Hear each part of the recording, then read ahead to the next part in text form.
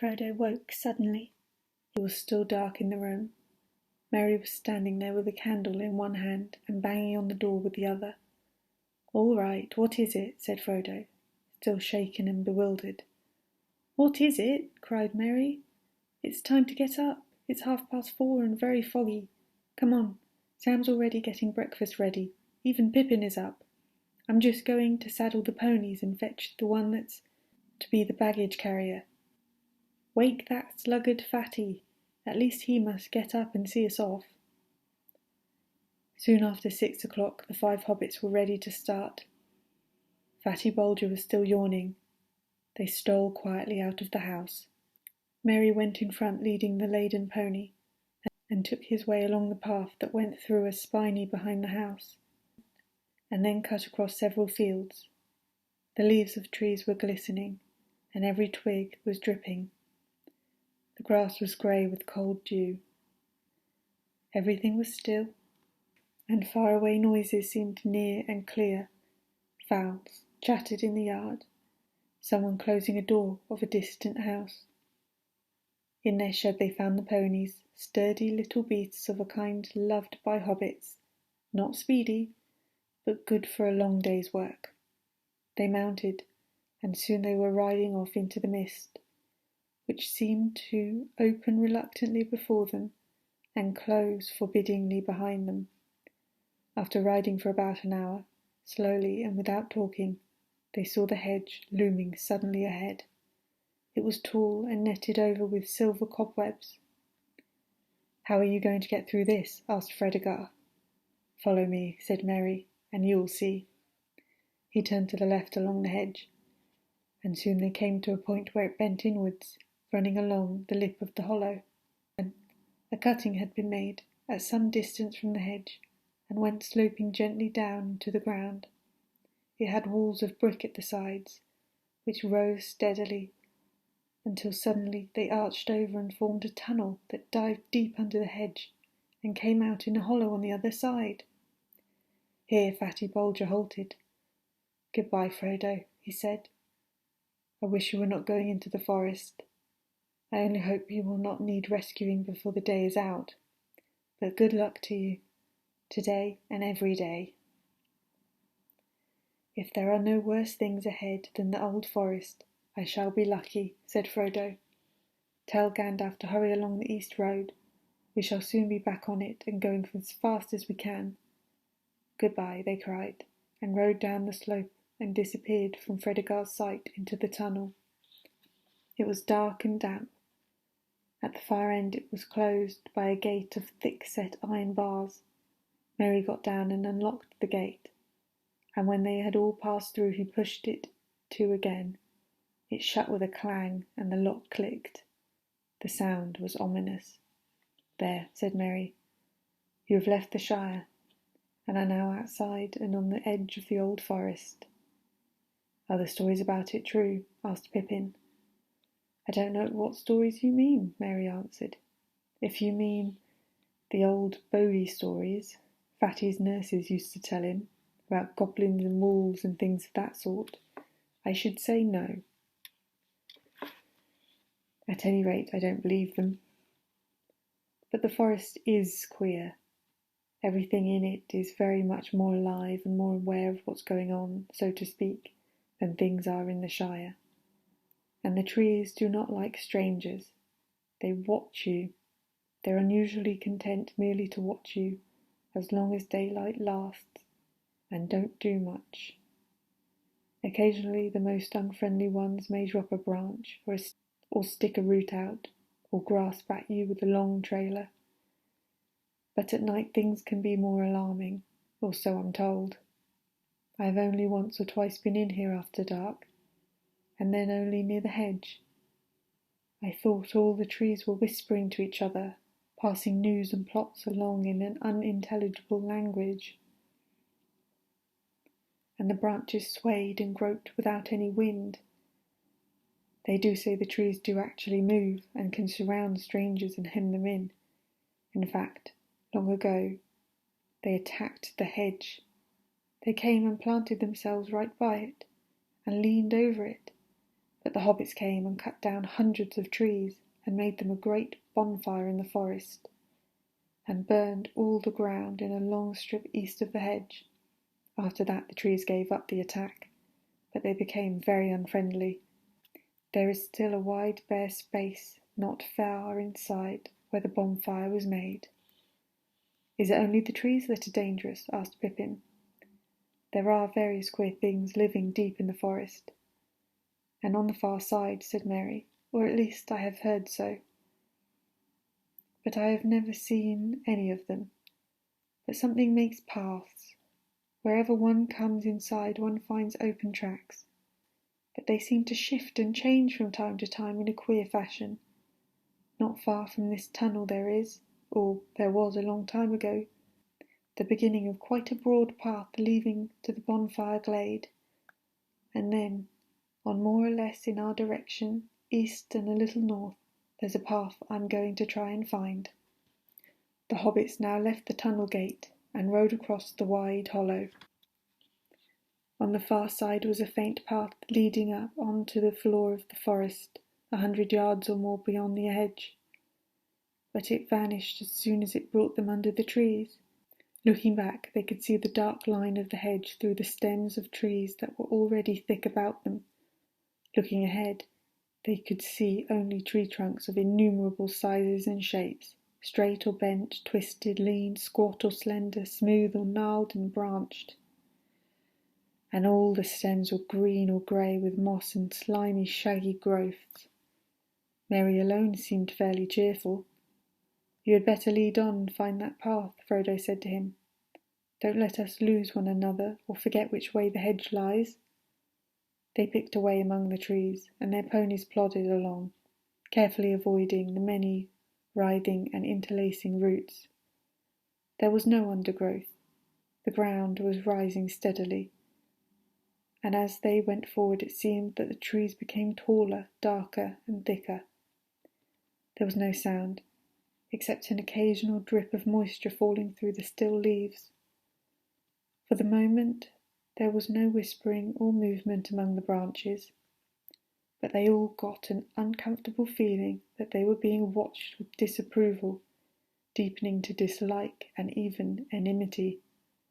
The feeling steadily grew, until they found themselves looking up quickly or glancing back over their shoulders as if they expected a sudden blow. There was not as yet any sign of a path, and the trees seemed constantly to bar their way. Pippin suddenly felt that he could not bear it any longer, and without warning let out a shout. "Oi, oi," he cried. "I'm not going to do anything, just let me pass through, will you?" The others halted, startled, but the cry fell as if muffled by a heavy curtain. There was no echo or answer, though the woods seemed to become more crowded and more watchful than before. "I should not shout if I were you," said Mary. "It does more harm than good." Frodo began to wonder if it were possible to find a way through, and if he had been right to make the others come into this abominable wood. Mary was looking from side to side, and seemed already uncertain which way to go. Pippin noticed it. "It's not taken you long to lose us," he said. But at the moment Mary gave a whistle of relief and pointed ahead. "Well, well," he said, "these trees do shift. There's the bonfire glade in front of us, or I hope so, but the path to it seems to have moved away." The light grew clearer as they went forward. Suddenly they came out of the trees and found themselves in a wide, circular space. There was sky above them, blue and clear to their surprise, for down under the forest roof they had not been able to see the rising morning and the lifting of the mist. The sun was not, however, high enough yet to shine down into the clearing, though its light was on the tree-tops. The leaves were all thicker and greener about the edge of the glade, enclosing it with an almost solid wall.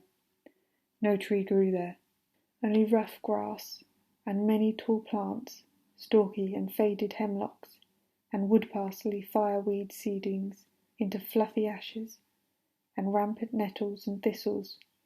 A dreary place, but it seemed a charming one and cheerful garden after the close forest. The hobbits felt encouraged. and looked up hopefully at the broadening daylight in the sky.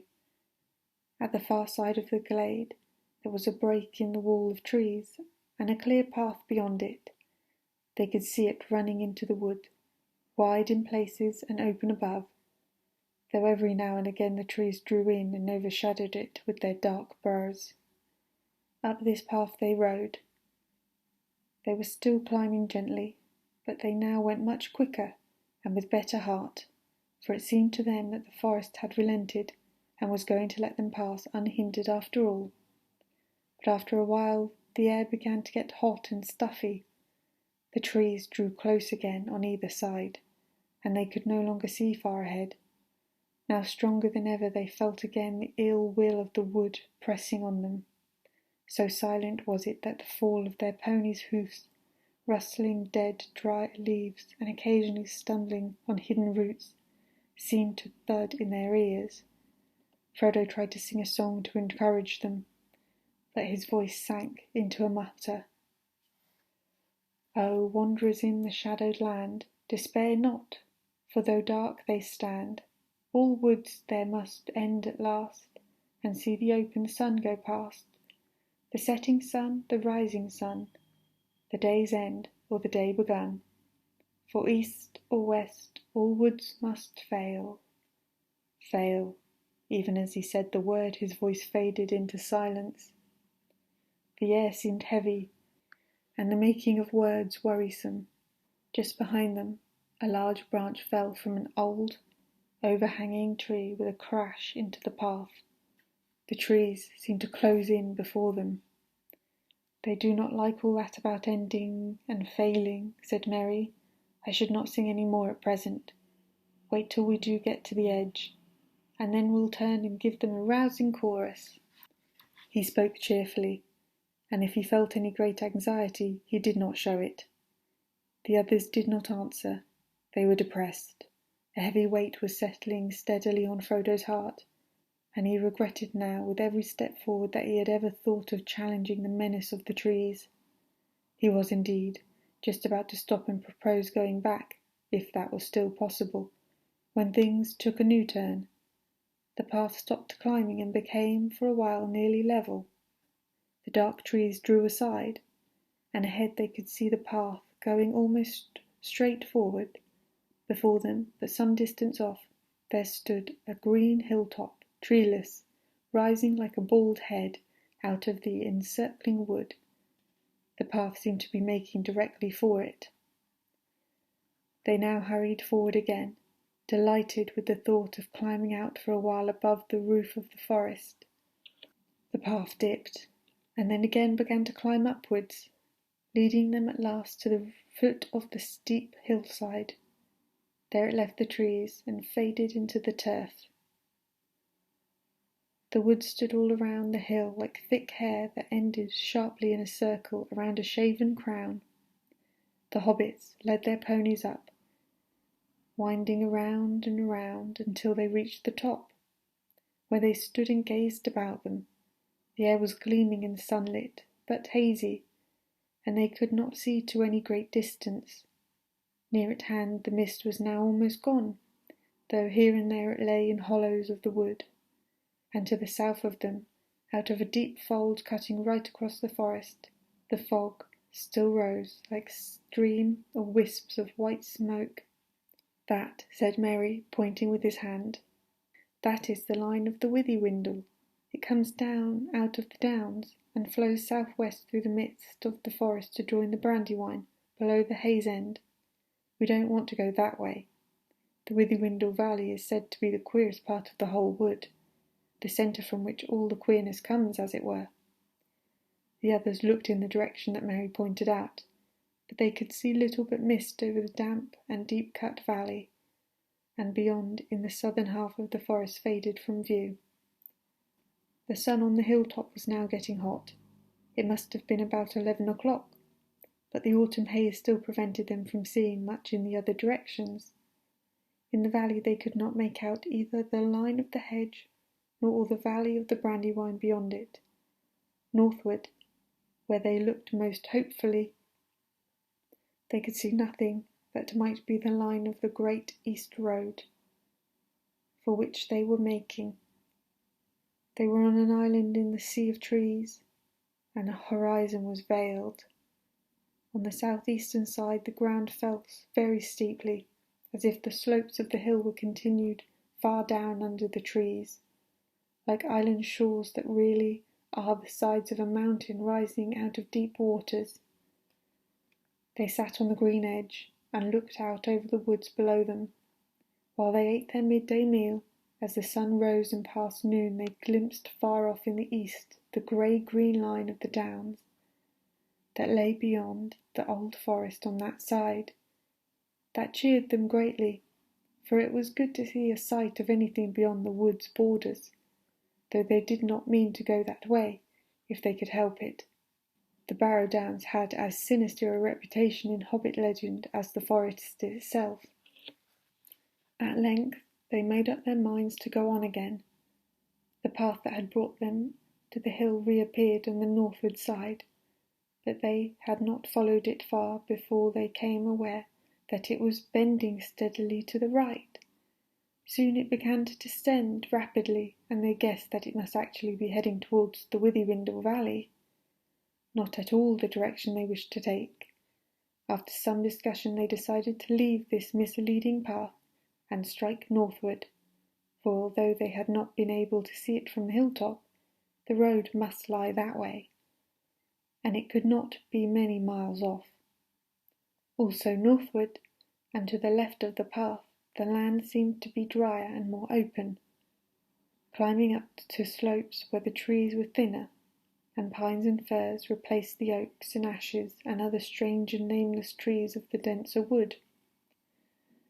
At first their choice seemed to be good. They got along at a fair speed, though whenever they got a glimpse of the sun in an open glade they seemed unaccountably to have veered eastward.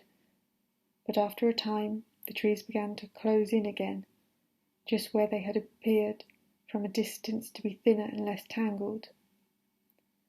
Then deep folds in the ground were discovered unexpectedly, like the ruts of great giant wheels, or wide moats and sunken roads long disused and choked with brambles. They lay usually right across their line of march, and could only be crossed by scrambling down and out again, which was troublesome and difficult with their ponies. Each time they climbed down, they found the hollow filled with thick bushes and matted undergrowth, which somehow would not yield to their left, but only gave way when they turned to the right, and they had to go some distance along the bottom before they could find a way up the further bank. Each time they clambered out, the trees seemed deeper and darker, and always to the left and upwards it was most difficult to find a way, and they were forced to the right and downwards. After an hour or two they had lost all clear sense of direction, though they knew well enough that they had long ceased to go northwards at all. They were being headed off and were simply following the course chosen for them, eastwards and southwards, into the heart of the forest, and not out of it. The afternoon was wearing away when they scrambled and stumbled into a fold that was wider and deeper than any they had yet met. It was so steep and overhung that it proved impossible to climb out of it again, either forwards or backwards, without leaving their ponies and their baggage behind. All they could do was to follow the fold, downwards. The ground grew soft, and in places boggy. Springs appeared in the banks, and soon they found themselves following a brook that trickled and babbled through the weedy bed. Then the ground began to fall rapidly, and the brook, growing strong and noisy, flowed and leaped swiftly downhill. They were in a deep, dim-lit gully, overarched by trees high above them. After stumbling along for some way along the stream, they came quite suddenly out of the gloom. As if through a gate they saw the sunlight before them. Coming to the opening they found that they had made their way down through the cleft in the high steep bank, almost a cliff. At its feet was a wide space of grass and reeds, and in the distance could be glimpsed another bank almost as steep. A golden afternoon of late sunshine lay warm and drowsy upon the hidden land between. In the midst of it there wound lazily a dark river of brown water, bordered with ancient willows.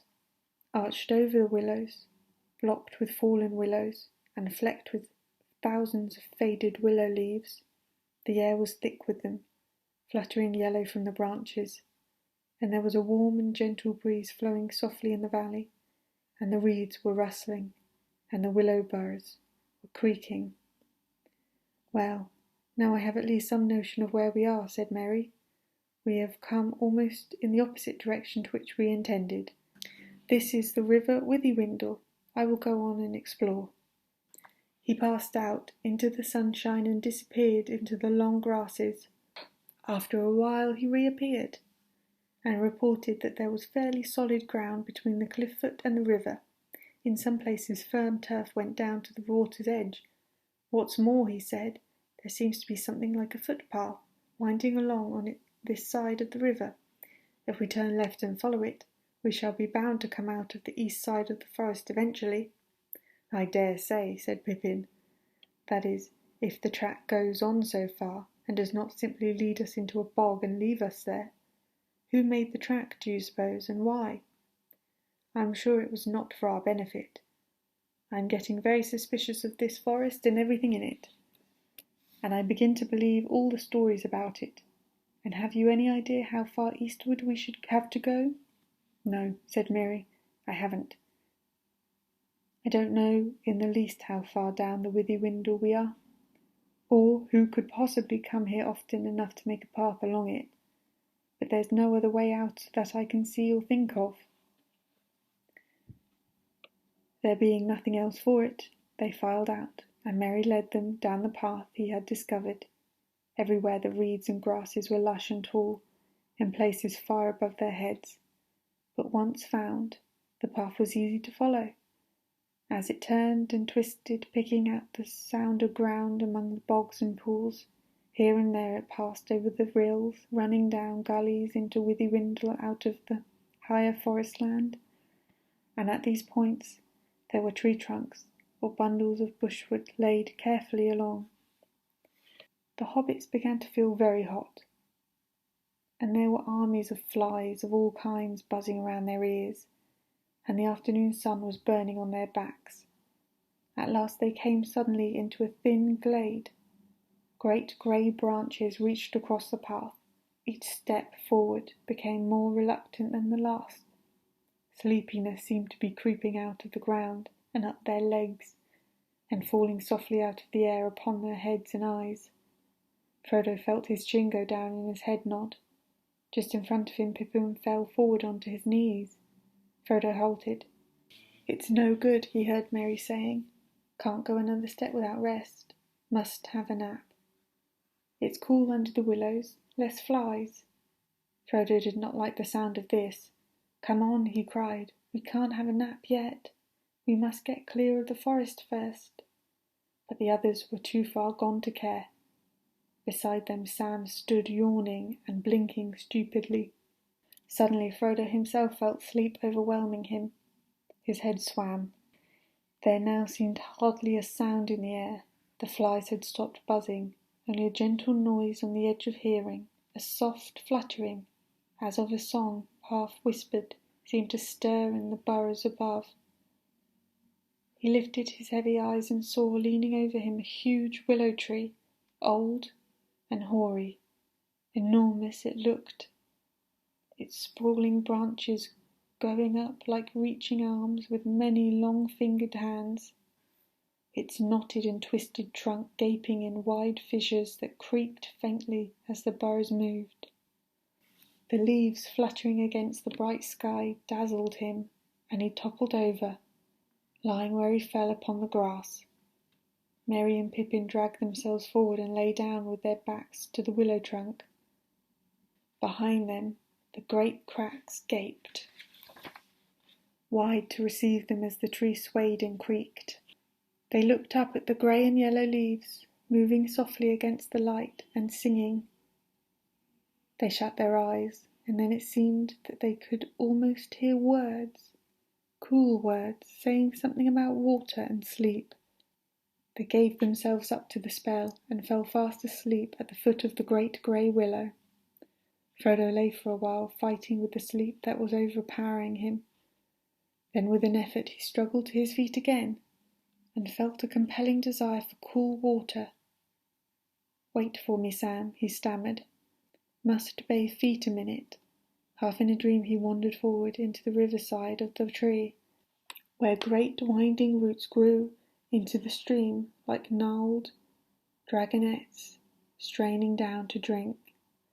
He straddled one of these and paddled his hot feet in the cool brown water. And there, he too suddenly fell asleep with his back against the tree.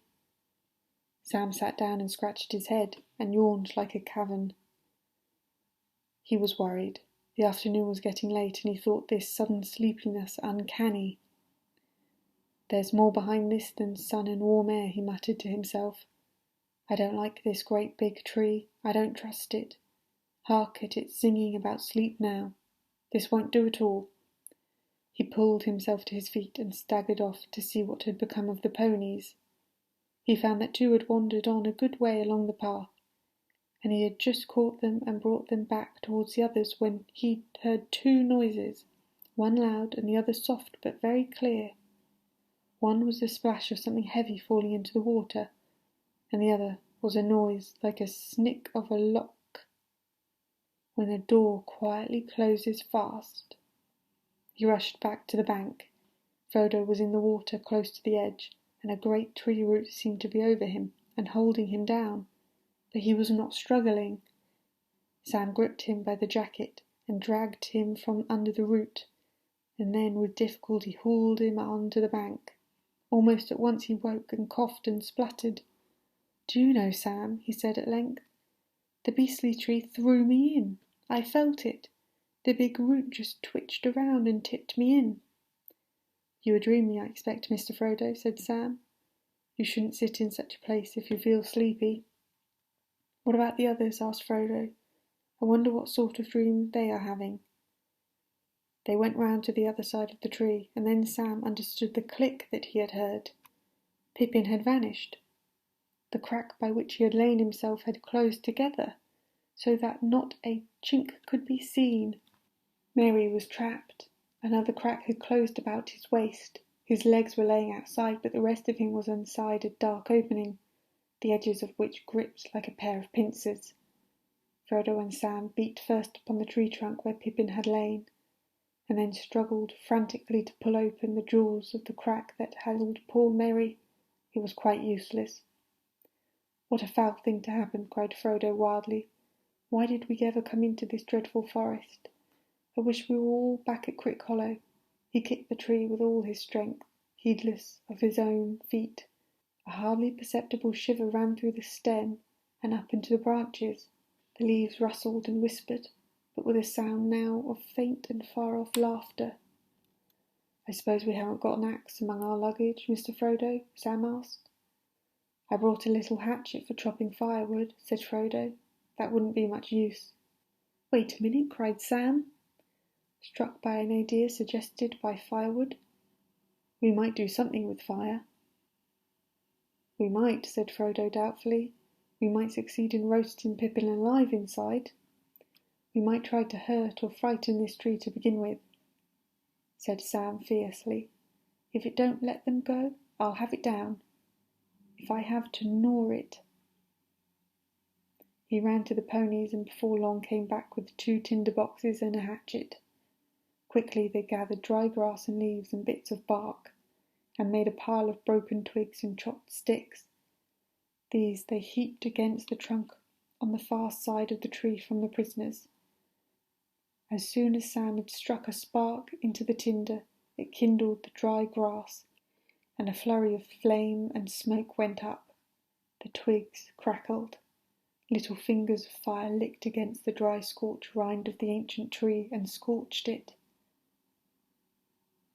A tremor ran through the whole willow, and the leaves seemed to hiss above their heads with a sound of pain and anger.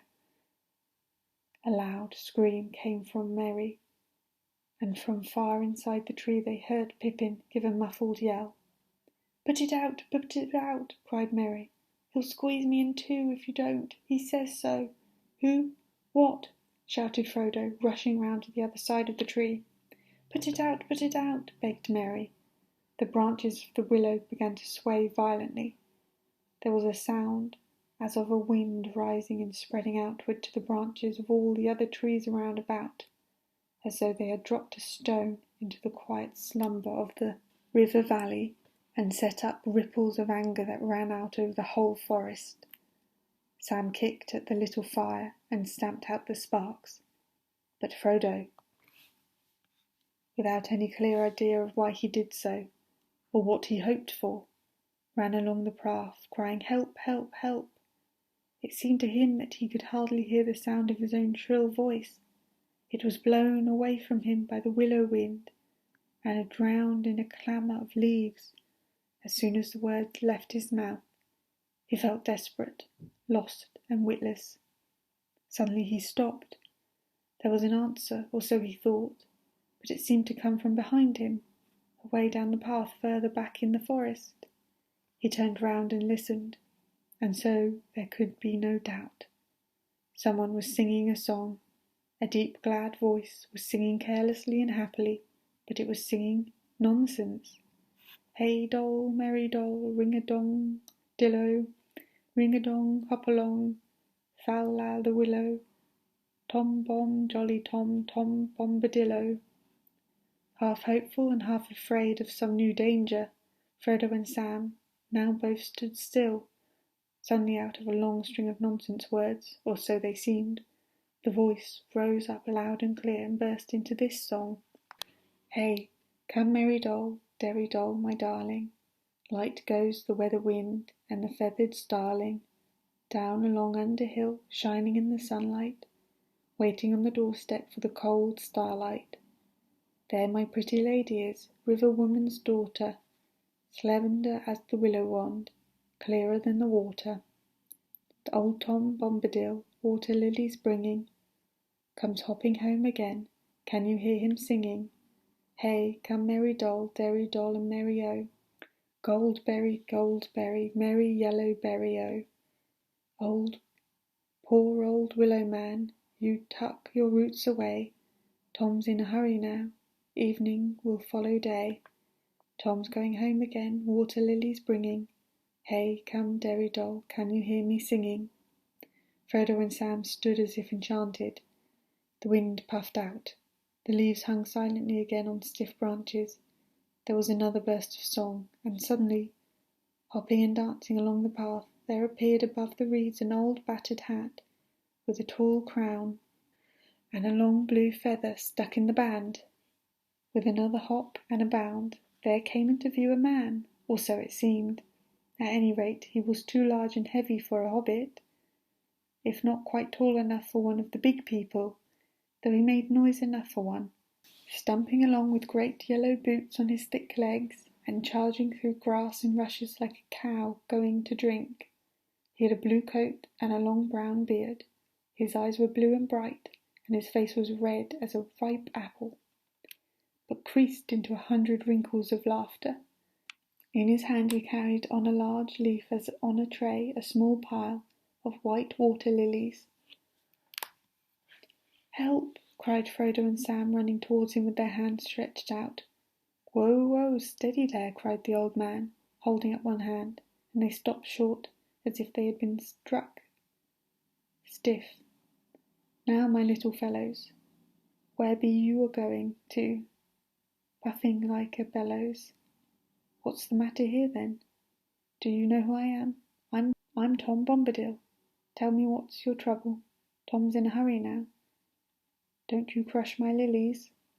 My friends are caught in the willow tree, cried Frodo breathlessly. Master Merry's being squeezed in a crack, cried Sam. What? Shouted Tom Bombadil, leaping up in the air. Old Man Willow? Not worse than that, eh? That can soon be mended. I know a tune for him. Old grey willow man.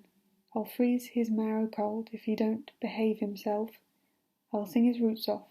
I'll sing a wind up and blow leaf and branch away, Old Man Willow. Setting down his lilies carefully on the grass, he ran to the tree. There he saw Mary's feet still sticking out. The rest had already been drawn further inside. Tom put his mouth to the crack and began singing into it in a low voice. They could not catch the words, but evidently Mary was aroused. His legs began to kick. Tom sprang away, and breaking off a hanging branch, smote the side of the willow with it. "You let them out again, Old Man Willow," he said. "What be you a-thinking of? You should not be waken. Eat earth. Dig deep, drink water, go to sleep. Bombadil is talking." He then seized Mary's feet and drew him out of the suddenly widened crack. There was a tearing creak, and the other crack split open, and out of it Pippin sprang, as if he had been kicked. Then with a low snap both cracks closed fast again. A shudder ran through the tree from root to tip, and complete silence fell. "Thank you," said the hobbits, one after the other. Tom Bombadil burst out laughing. "Well, my little fellows," said he, stooping so that he peered into their faces, "you shall come home with me. The table is laden with yellow cream, honeycomb, and white bread and butter. Goldberry is waiting. Time enough for questions around the supper table. You follow after me as quick as you are able." With that he picked up his lilies, and then, with a beckoning wave of his hand, went hopping and dancing along the path eastward, still singing loudly and nonsensically. Too surprised and too relieved to talk, the hobbits followed after him as fast as they could. But that was not fast enough. Tom soon disappeared in front of them, and the noise of his singing got fainter and further away. Suddenly his voice came floating back to them in a loud hello. "Hop along, my little friends, up the withy windle. Tom's going on ahead, candles for the kindle. Down west sinks the sun, soon you will be groping. When the night shadows fall, then the doors will open. Out of the window panes the light will twinkle yellow. Fear not, alderback, heed no hoary willow. Fear neither root nor brow, Tom goes on before you. Hey now, merry doll, we'll be waiting for you." After that the hobbits heard no more. Almost at once the sun seemed to sink into the trees behind them. They thought of the slanting light of the evening glittering on the Brandywine River, and the windows of Bucklebury beginning to gleam with hundreds of lights. Great shadows fell across them. Trunks and branches of trees hung dark and threatening over the path. White mist began to rise and curl on the surface of the river and stray about the roots of the trees upon its borders. Out of the very ground at their feet a shuddery steam arose and mingled with the swiftly falling dusk. It became difficult to follow the path, and they were very tired. Their legs seemed laden. Strange, furtive noises ran amongst the bushes and reeds on either side of them, and if they looked up to the pale sky they caught sight of queer, gnarled, knobbly faces that loomed dark against the twilight and leered down at them from the high bank and the edges of the wood. They began to feel that all this country was unreal, and that they were stumbling through an ominous dream that led to no awakening. Just as they felt their feet slowing down to a standstill, they noticed that the ground was gently rising. The water began to murmur. In the darkness they caught the white glimmering of foam, where the river flowed over a short fall. Then suddenly the trees came to an end, and the mists were left behind. They stepped out from the forest, and found a wide sweep of grass welling up before them.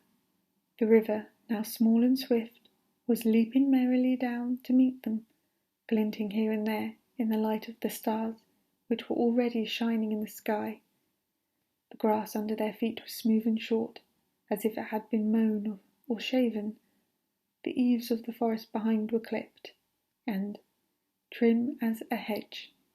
The path was now plain before them, well tended and bordered with stone. It wound up on to the top of the grassy knoll, now grey under the pale starry night, and there, still high above them on the furthest slope, They saw the twinkling light of a house. Down again the path went, and then up again, up a long smooth hill of the turf, towards the light. Suddenly a wide yellow beam flowed out brightly from the door that was opened. There was Tom Bombadil's house before them, up, down, under hill. Behind it a steep shoulder of the land lay grey and bare, and beyond that the dark shapes of the Barrow Downs stalked away into the eastern night. They all hurried forward, hobbits and ponies. Already half their weariness and all their fears had fallen from them. Hey, come merry doll, rolled out the song to greet them. Hey, come derry doll, hop along my hearties. Hobbits, ponies all, we are fond of parties. Now let the fun begin, let us sing together. Then another clear voice, as young and as ancient as spring, like the song of a glad water flowing down into the night of a bright morning in the hills, came falling like silver to meet them. Now let the song begin, let us sing together, of sun, stars, moon and mist, rain and cloudy weather. Light on the budding leaf, dew on the feather, wind on the open hill, bells on the heather, reeds by the shading pool, lilies on the water, old Tom Bombadil, and the river daughter. And with that song the hobbits stood upon the threshold, and a golden light was all about them.